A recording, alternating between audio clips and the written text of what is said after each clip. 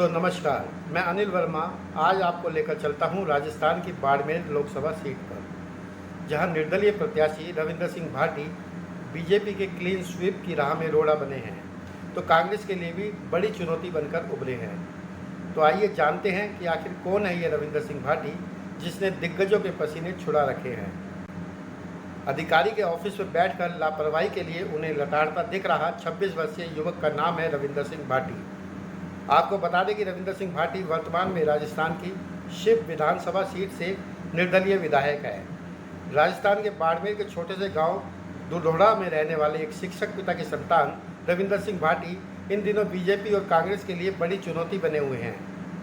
आपको बता दें कि राजस्थान में बीजेपी जहां क्लीन स्वीप की बात करती है, तो आपको यह भी बता दें कि बीजेपी की क्लीन स्वीप राह का सबसे बड़ा रोड़ा है रविंदर सिंह भाटी। रविंदर ने बाड़मेर संसदीय सीट से लोकसभा चुनाव के लिए निर्दलीय प्रत्याशी के रूप में अपना नामांकन दाखिल किया है। इस नौजवान को सुनने और देखने के लिए उसके रोड शो और जनसभाओं में उमड़ रही भीड़ बाड़मेर सीट को लेकर बीजेपी और कांग्रेस के दिलों की धड़कनें बढ़ा रही है। वैचारिक रूप से बीजेपी के करीब रहे रविंदर सिंह भाटी ने बाड़मेर लोकसभा सीट पर केंद्र सरकार के मंत्री कैलाश चौधरी को चुनौती दी है। यह पहली बार नहीं है जब रविंदर भाटी ने बीजेपी से अलग होकर राह पकड़ी हो। साल 2019 में रविंदर सिंह भाटी ने छात्र संघ अध्यक्ष पद के लिए अखिल भारतीय विद्यार्थी परिषद से टिकट की दावेदारी पेश की थी, लेकिन अखिल भारतीय विद्यार्थी परिषद ने रविंदर भाटी को टिकट न देकर किसी और को अपना प्रत्याशी घोषित कर दिया। इससे नाराज होकर रविंदर सिंह भाटी ने निर्दलीय ही छात्र संघ चुनाव में अध्यक्ष पद के लिए ताल ठोक दी और विश्वविद्यालय के 57 साल के इतिहास में पहली बार निर्दलीय रूप से छात्र संघ अध्यक्ष पद पर काबिज होने वाले पहले छात्र नेता बने। पिछले विधानसभा चुनावों में रविंदर सिंह भाटी शिव सीट से निर्दलीय उठे और इन्होंने इस सीट पर जीत हासिल की। दिनों दिन उनकी लोकप्रियता बढ़ती जा रही है। युवाओं के बीच उनका खासा क्रेज है।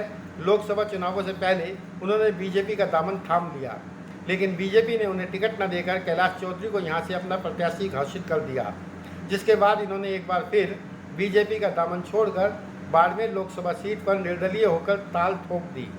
उसके नामांकन और रोड शो में उमड़ रही भीड़ बीजेपी और कांग्रेस दोनों को आईना दिखा रही है। बीजेपी इस सीट को पाने के लिए बॉलीवुड का तड़का लगा रही है।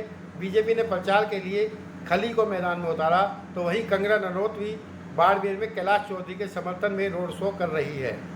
कंगना रनौत के रोड शो को लेकर रविंदर भाटी का बयान भी सामने आ गया। उन्होंने कहा कि कई लोग घूम रहे हैं और वो घूमर खेलने जाए, यहाँ कुछ भी नहीं है। भाटी ने कहा, वो जमाने गए जब आप सेलिब्रिटी को बुलाते थे, अब लोग आपका काम देखते हैं। आप अपने काम गिनाओ, काम बताओ।